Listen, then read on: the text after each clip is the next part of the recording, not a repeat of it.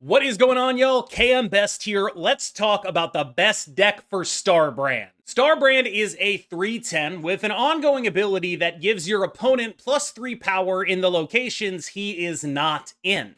This makes him effectively a 3/4 depending on how you look at it. This can be thought of as multiple directions. So let's say you're not planning on contesting one of those locations. Maybe you can trick yourself into thinking he's a 3/7.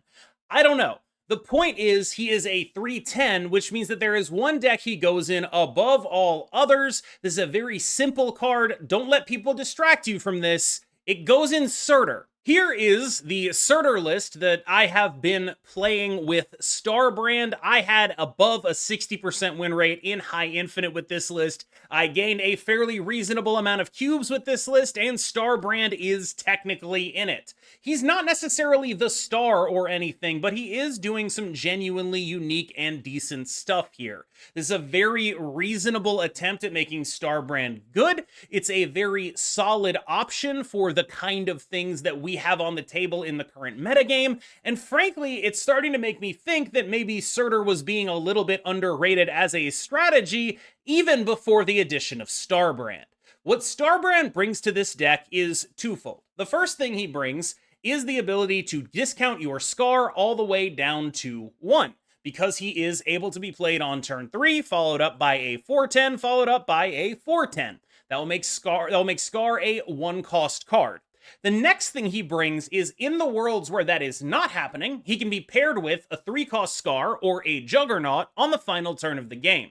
This means that you have a very consistent game plan of one of your 3 drops being very good at some point, right? Whichever one that is, and then your final turn gets to have this additional explosiveness. So, there's one final thing that he brings to this deck, and it is that he is absolutely the best Iron Patriot follow-up in the entire game.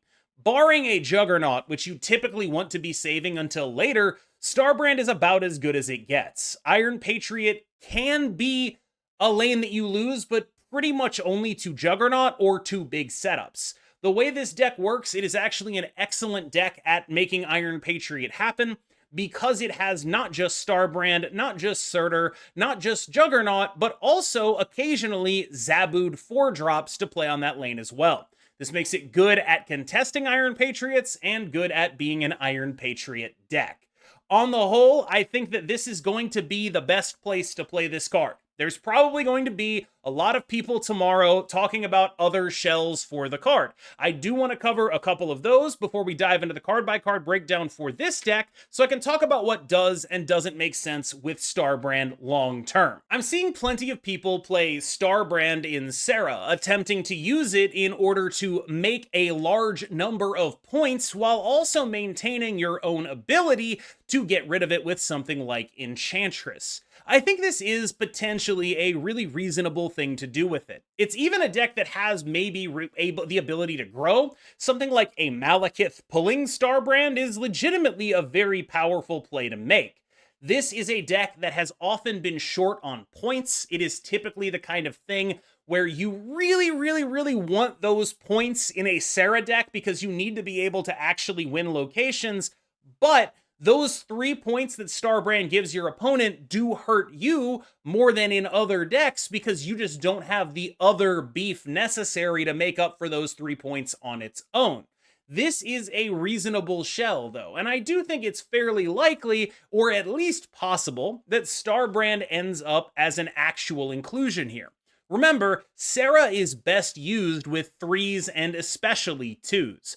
2s get effectively a 50% discount from her, and 3s get effectively a 33%, while 4s are only getting a discount of 25%. So you're typically going to want to focus on getting the most impact out of your smallest guys, and he does fit that package. This is a very similar card to Gladiator, for example, in terms of the upside-downside risk in this list. I do think it's possible that he ends up being fine in this list, but this is not the kind of thing I would be wanting to play right now. This is a deck that is a bit too reactive in a metagame that is a bit too confusing, and I don't really think that this is the right home for this card at the very current moment. I think a lot of people initially thought that Starbrand was meant to be a card that goes in something like this, and I can understand where that thought comes from, but I don't necessarily think that there is a coherent argument for a deck like this being good, Starbrand or no. And beyond the general fact that, like, Shuri is not that great right now, when you look at Shuri and you look at Surtur, one of them is doing more points pretty consistently, and the upside of Shuri is basically it gets to play Enchantress, where the Surtur deck has, like, a little bit more, general final turn explosiveness.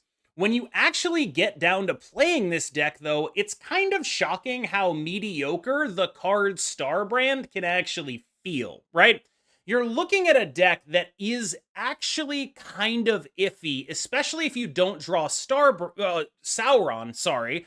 You end up with a deck that is like, you have one card that can get rid of 4 or 5, depending on how you build it, massively negative downside cards. Like, what we've done is become even more reliant on Sauron to not completely own ourselves every time we play.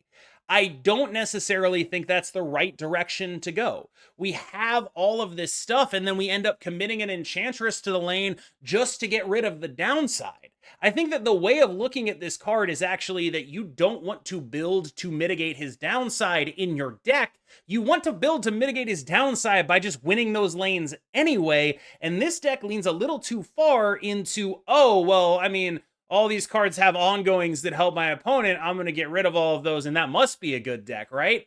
And, like, it just kind of isn't. This is also a deck that weirdly is, like, the last turns, like, you think there's going to be something that, like, this card will be able to do on the last few turns of the game, and, like, sometimes there is. Like, if you did, like, your Sauron play into, like, Typhoid Mary, into, like, Red Skull, into, like, Ebony Maw and Starbrand, and it's like, that's cool. But is that actually better than anything anyone else is doing right now? And the answer is kind of just like, no. Like, you did all this stuff and went out of your way for, like, a final turn Starbrand plus Juggernaut. And it's like, you could just be playing Surtur. It just does that, but it's a lot easier.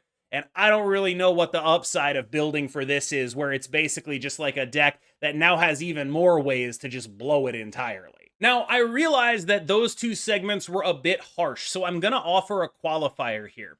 A lot of people, I think, read what I'm talking about in a more literal sense that I intend it. When I talk about a card being good or a deck being good, I mean, like, actually good, right? Like, I mean, like, this deck is going to win you games just by playing it that you otherwise would not win.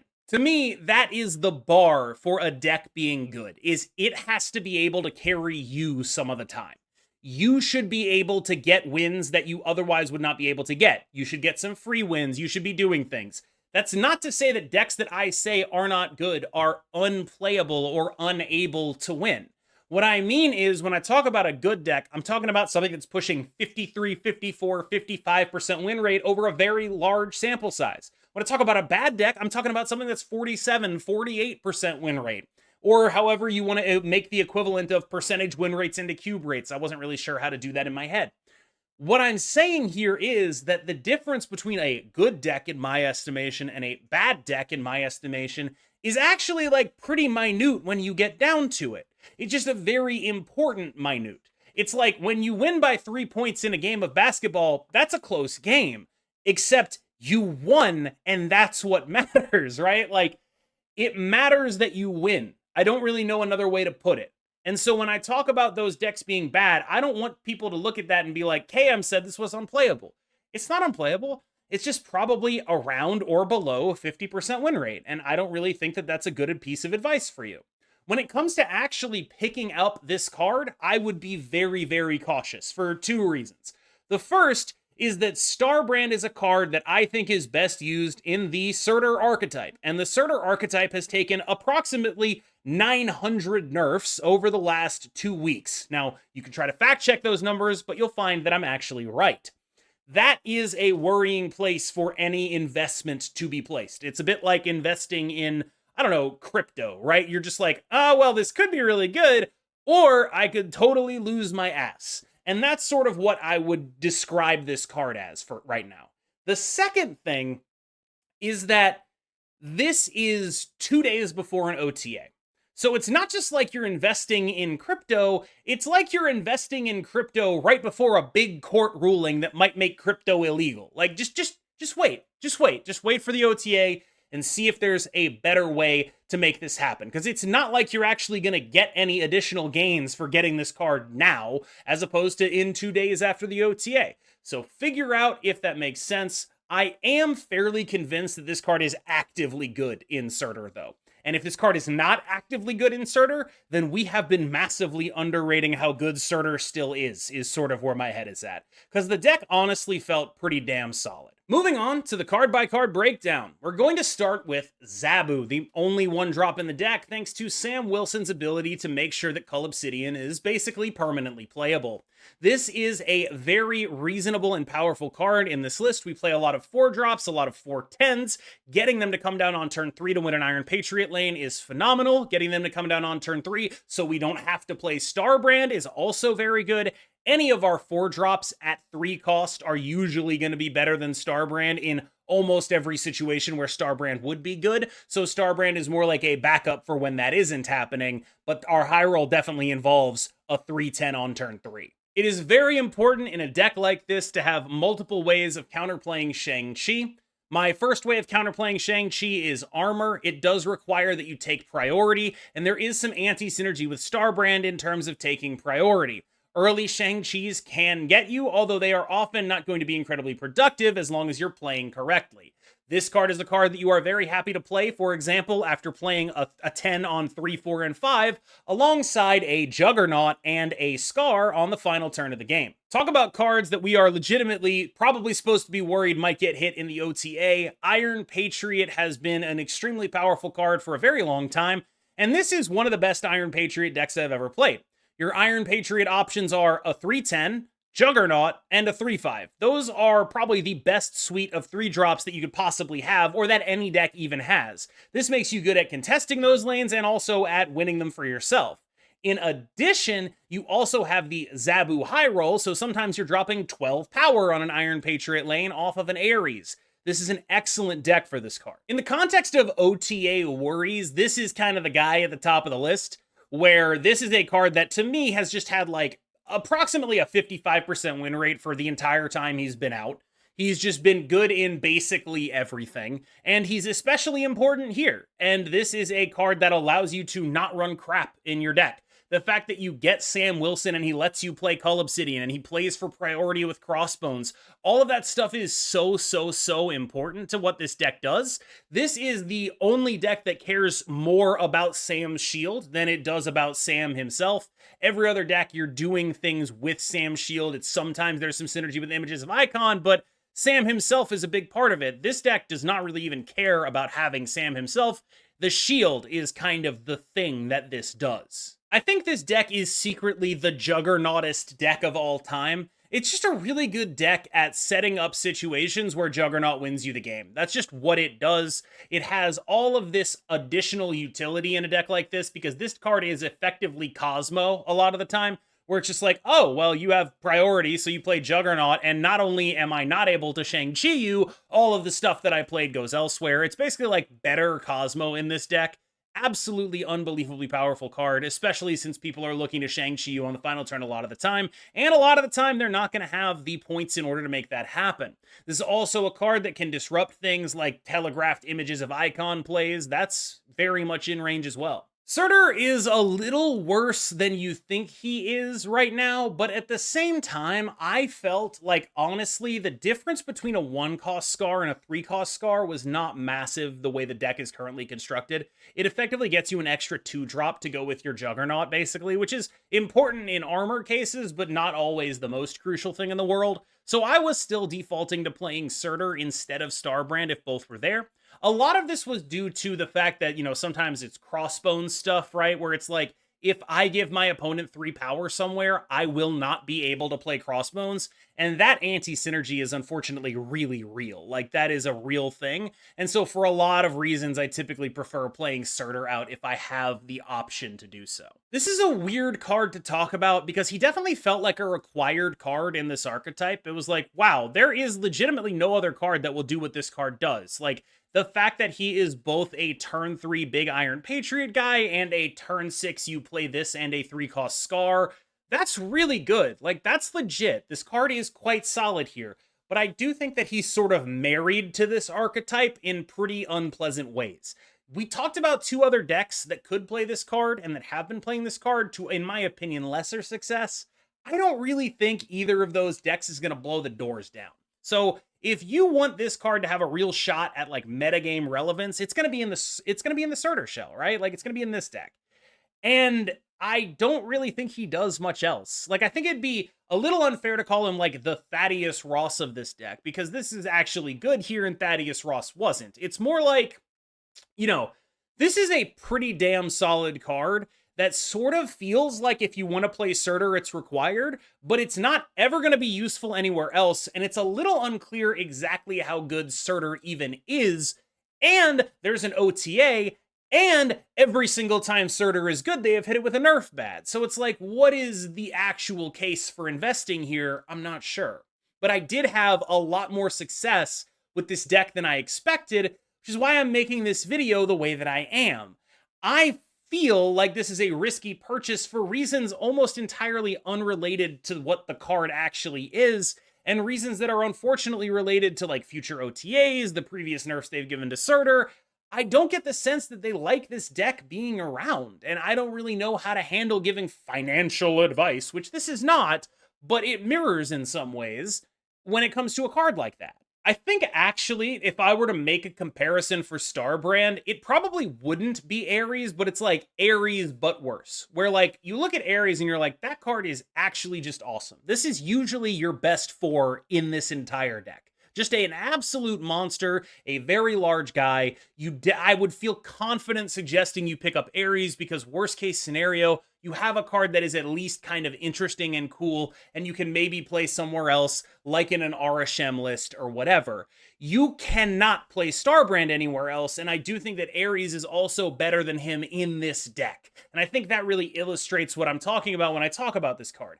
I think this deck is good. It runs him. I think he's pretty good in the deck, but he's worse than something like Ares for sure. I don't know if you know this, but the cards Skaar and Surtur both scale off of 10 power, so it means that Attuma, which has 10 power for 4 energy, is actually a pretty good card in the deck. I was originally planning on like repeating the Attuma text for this, because I thought that would be a funny gag, but there is actually stuff to talk about with Crossbones, which is basically like, I hate him, and I wish I had a slightly better option, and wow, I really hate this guy, and have I mentioned how much I hate this guy? The anti-synergy with Starbrand is massive, where this is now a much worse card in the worlds where you play Starbrand, or you have to play him on the Starbrand lane, and that can be really risky, especially if you played an Iron Patriot in that lane. Suddenly you're at 3 spaces on that lane. That's a very difficult thing to do. It puts you in an awkward scenario where if they Shang-Chi you on 5, I don't think you could have reasonably played an armor into that lane on 5. It just makes you vulnerable to a lot of weird stuff. I think he's fine, but I definitely don't like all-inning a lane that early, and that is what the Starbrand play pattern pushes you to do with this guy. Ever since Sam Wilson came out, this has been the best 4-drop in this deck other than Ares. This is the most consistent of them, though. Sometimes Ares will whiff. Sometimes Attuma will be unplayable for various reasons. Sometimes Crossbones will be literally unplayable. This guy's basically always going to be playable. He is always consistent. Of the 410s with downside that we have, he is the best one thanks to his synergy with Sam Wilson, or I should say Captain America's shield. I think the main thing that this deck does really well is, like, even if you don't have a Skaar, you still probably have like Juggernaut and then a good 3 at the end of the game. So like, even if everything has gone wrong, you are still probably looking at a game plan that includes multiple 10s on the board. You are looking at a final turn Juggernaut Starbrand or Juggernaut Skaar or Skaar Starbrand or whatever, right? Like, you just have a lot of combinations of really good stuff that you can do on the final turn of the game that makes it very difficult to play against this deck. Like, this is just a very difficult deck for your opponent to see, because you don't know where the Juggernaut's going. You don't know if I'm going to play armor. You don't know what the hell is happening on the final turn of the game. And especially if I have priority, it can just be like, unless you're doing something really unfair that goes way over the top, it can just be really difficult to deal with. We are about to jump into some gameplay, but before I do, I want to reiterate, please do not purchase Starbrand before the OTA on Thursday. There is absolutely no reason in any week to purchase a card that is especially relevant to a deck that is constantly being nerfed 2 days before an OTA. There is no reason to try to do that. I think it is probably a bad idea to do that, despite the fact that I was impressed with Starbrand itself. I do feel as though purchasing early would be exposing yourself to unnecessary downside risk, and you could play around it by waiting for the OTA and making your decision then. You will have a few days after the OTA to see if this deck holds up, and even then, I do think that, let's say this deck makes it through the OTA entirely unscathed, you still have to be a little bit worried because of the heavy hand they have had with Surtur in the past. I do not know exactly why that is, but it is something that I have noticed, and I do think I'd be remiss not to mention in the context of picking out a card that probably goes in that deck. As always, I have been KMBest. Enjoy the gameplay, and I will see you in the next one.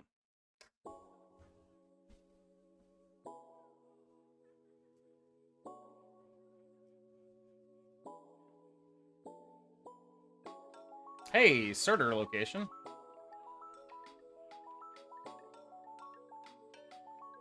Oof.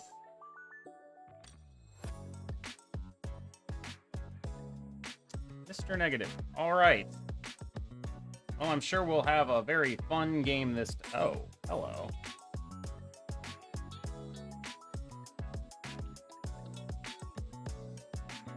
Interesting. I don't even know if that's good for Mr. Negative. It might be. Looking like it was. Ooh. Scary shit.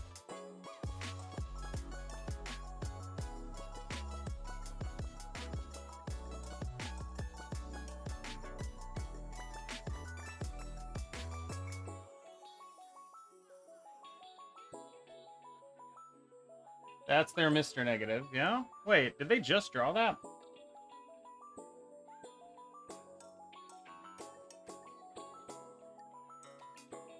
Oh. So no Mr. Negative, and they only have the one magic. Interesting.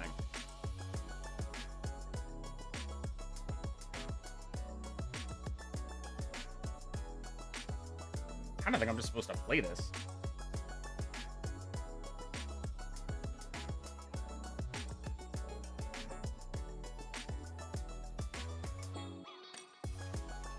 Two cards in hand.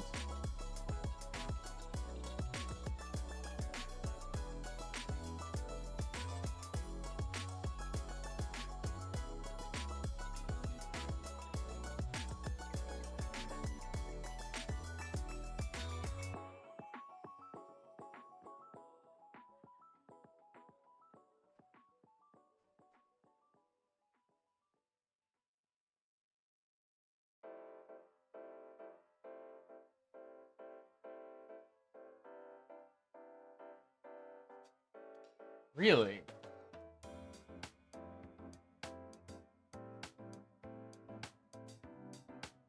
I assume I'm getting gored here.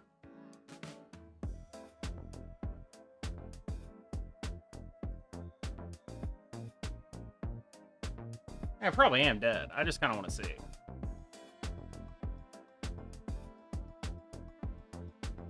Wonder what's in their deck. Wonder what's on the top of their deck.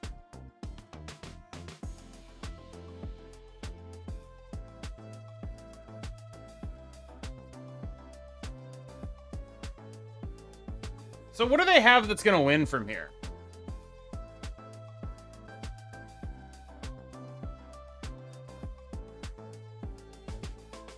Like, what are they actually doing?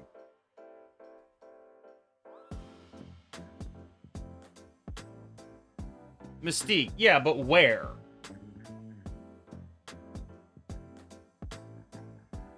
It's definitely not Odin, I think.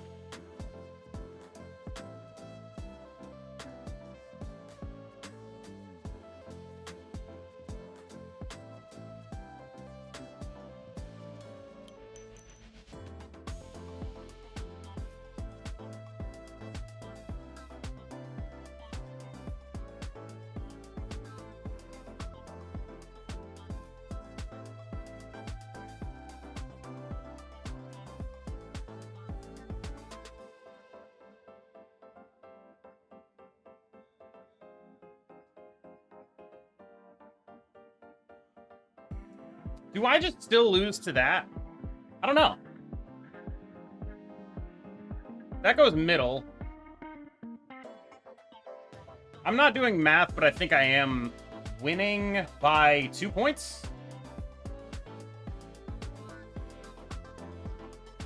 Yeah. Cool.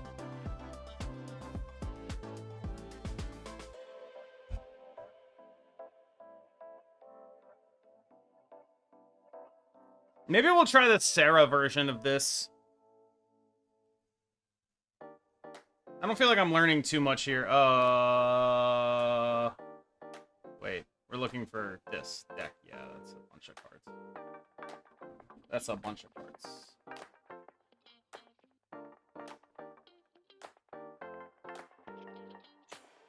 They get one of my 10s. Ajax, hello.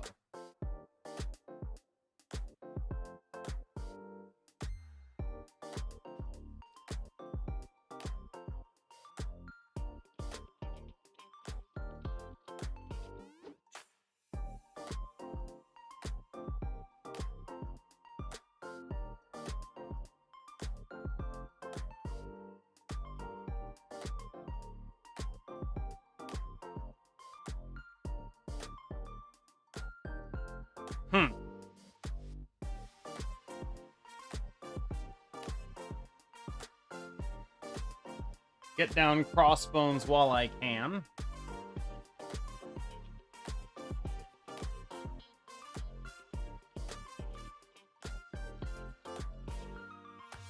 This song does slap.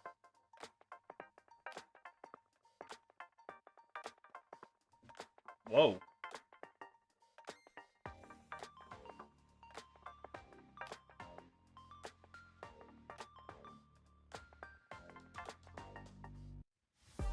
Whoa.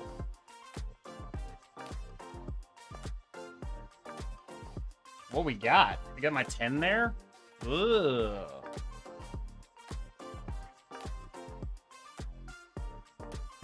Christ almighty. All right.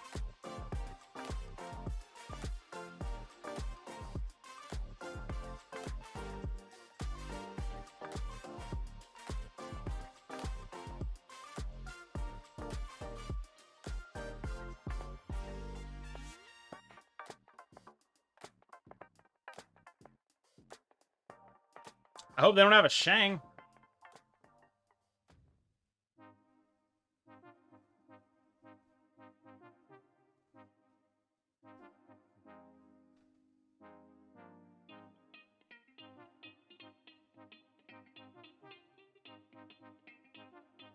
Hopefully that's enough.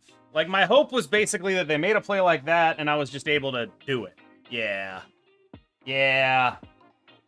Yeah.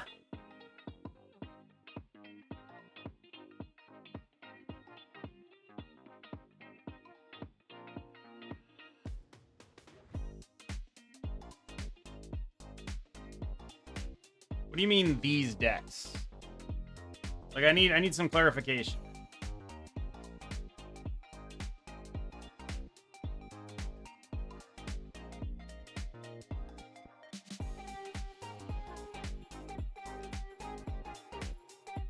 Because of the cull, I think it's important.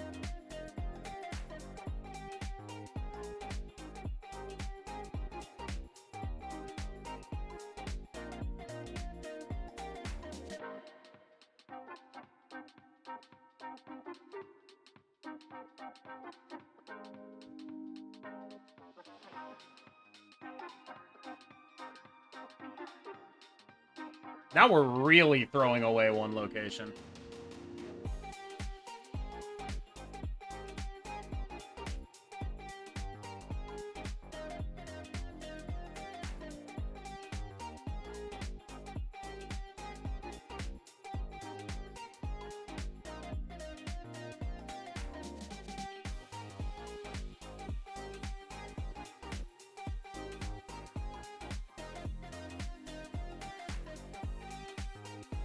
Huh.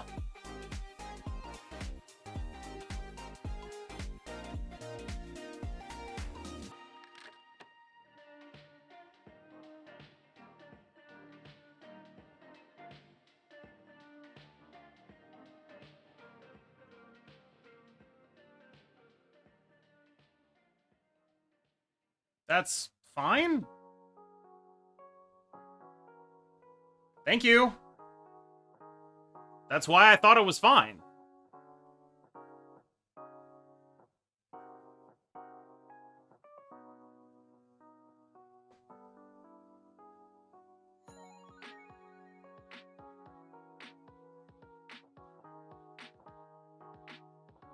Problem.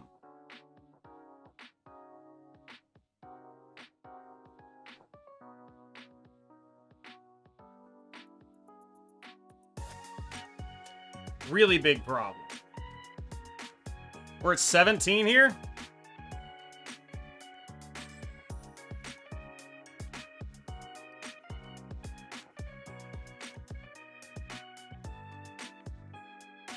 I think it might just be this.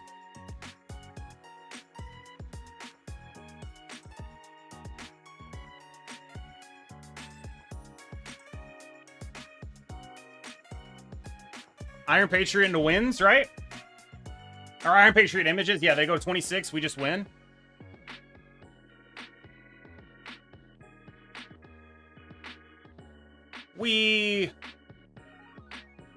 Yeah. I was wondering what the fuck they thought they had on the left. Like, just like, all right. Him in one. It just happened multiple times.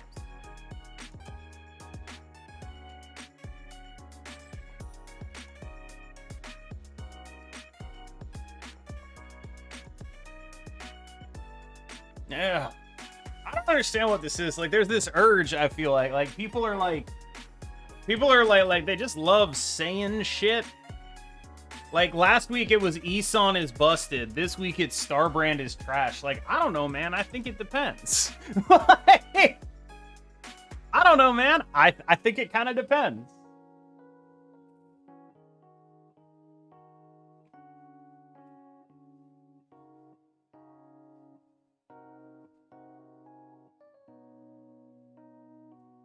I love this solo.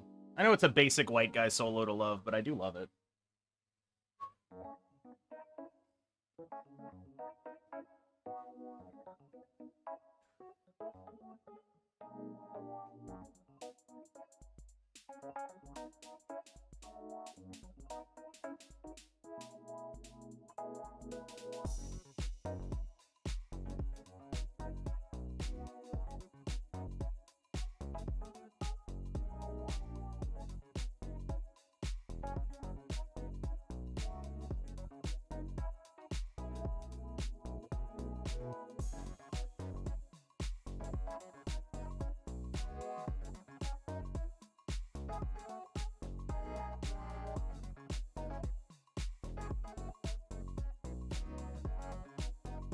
So this wins that, right? We're adding 13, which is actually 15, and then we send Sam and Ice Cube to the middle and Shield stays.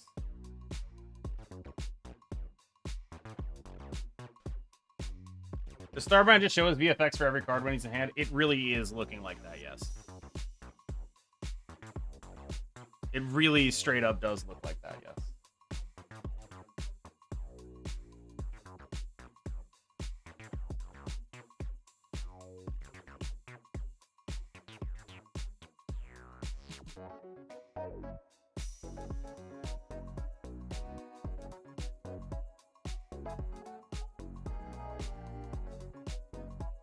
Works for me.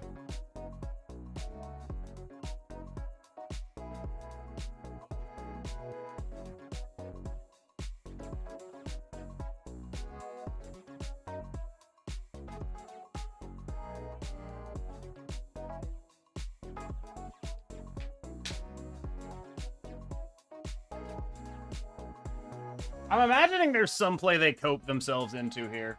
I don't think anything works. Oh, fuck. What? Galactus? I knew there was something. I knew it was some bullshit. Like, I don't know what the play you're coping yourself into here, but it's something.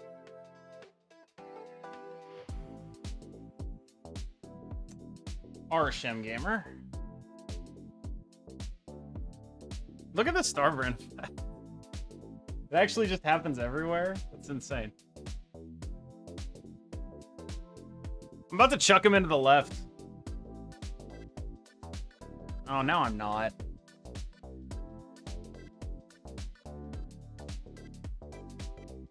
Yeah, I am. You kidding me? Look at that.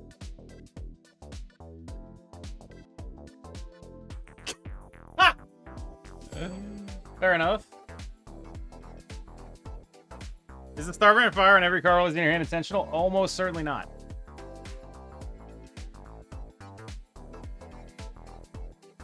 Highly unlikely. Alright, so as long as I just win this, we're probably okay. Yeah, that'll do it.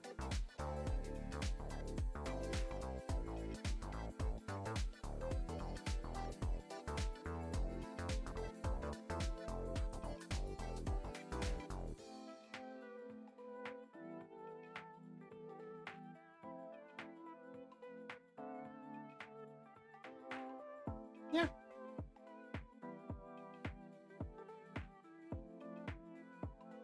I feel like fire hair may move the needle for hand clog decks. How do you mean?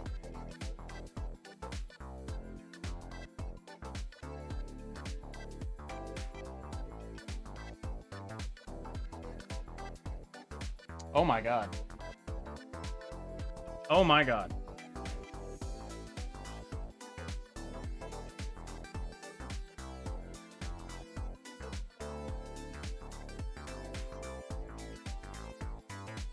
Horrifying.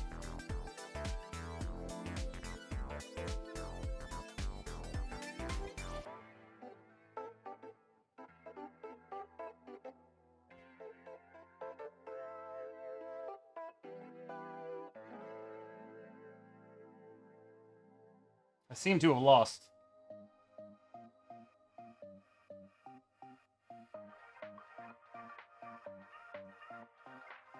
Wait. Oh. Well, that's nice.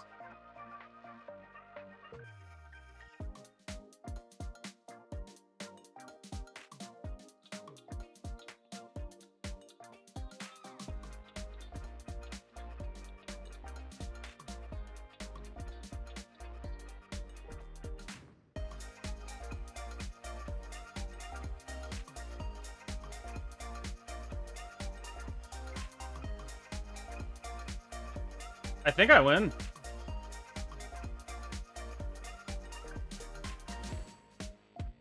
Doom just saved my life. Nice.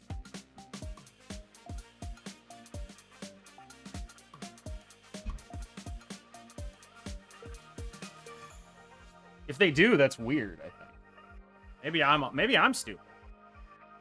But like when I think about that, I don't think it should work.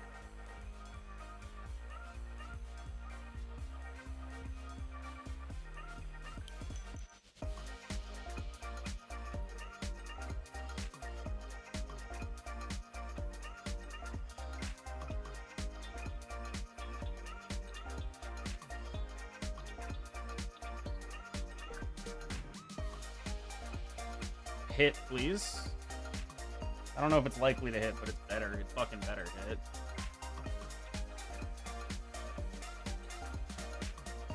Oh, God. Getting to 10 there was very important. Very important.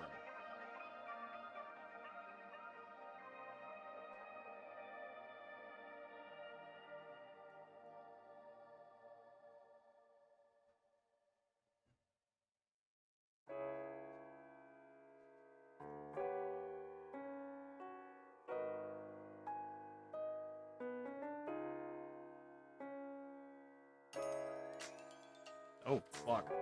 So Mysterio? Alright.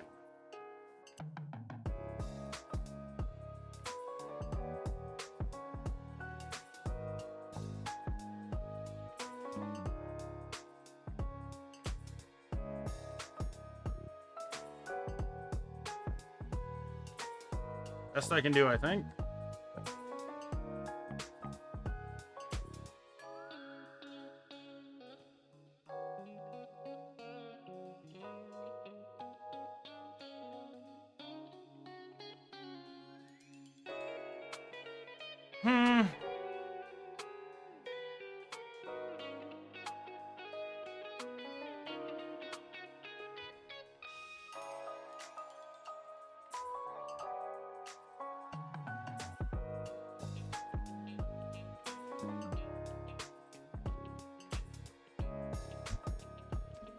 I fear I have beefed it. I swapped back, and now I think I'm gonna die because the real Mysterio is gonna be right. And that's gonna be, oh, never mind. I did not beef it. I the opposite of beefed it. I guess I beat that regardless. But I was worried about that Sasquatch, basically. Alright, we're good. With a name like that, surely he's on the up and up. You know what's fucked up is I actually honestly think that most of the time. I'm like, well, if they're a sniper, surely they wouldn't just name themselves Sniper, right? But maybe they're next leveling me. Maybe they're like, actually, I am just naming myself Sniper. Because I'm just that fucking goated. You know? Oof. Can't wait for this coin flip.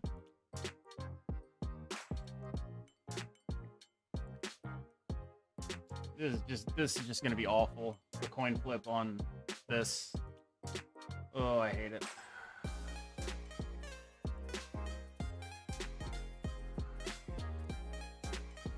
We're about to have so much fun, chat.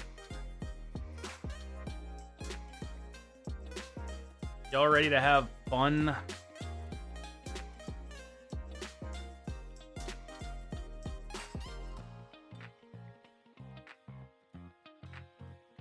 I can't wait to pull the Starbrand and lose.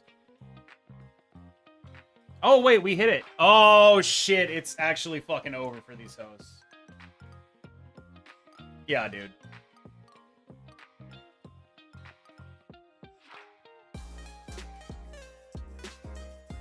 Yeah, dude.